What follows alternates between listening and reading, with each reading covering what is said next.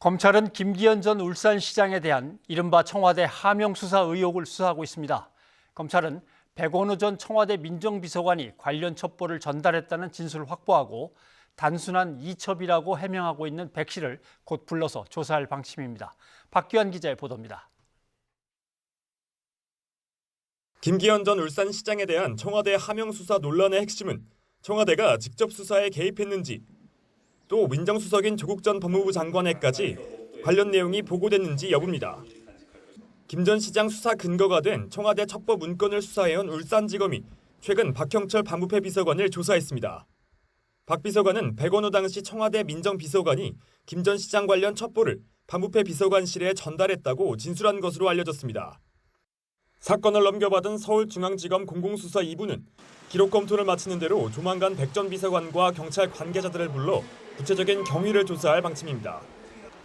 검찰은 첩보 전달 이후에도 경찰 수사 과정에서 압수수색 등 수사 상황을 청와대에 보고한 정황도 확보했습니다. 검찰 관계자는 경찰이 지난해 받은 첩보가 울산지방경찰청으로 전달되고 수사 진행 상황이 상부에 보고된 진술을 확인했다고 말했습니다.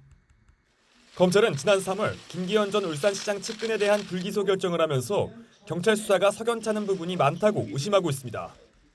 99쪽에 달하는 검찰의 불기소 이유서를 보면 경찰이 무죄를 예상하면서도 기소 의견을 고집해 검찰에 넘겼다는 언급도 등장합니다. 당시 증거가 부족한데도 경찰이 무죄가 나오더라도 기소해야 한다며 검사의 지휘를 거부하고 검찰에 넘겼다는 겁니다. 청와대가 첩보 전달에 이어 경찰 수사 상황까지 보고받았다는 정황이 나오며 이번 사건이 선거 개입 수사로 커질 수 있다는 전망이 나옵니다. 백 전 비서관은 이에 대해 통상적인 반부패 사안으로 단순 이첩했다며 조국 당시 민정수석에 보고할 사안도 아니라고 선을 그었습니다.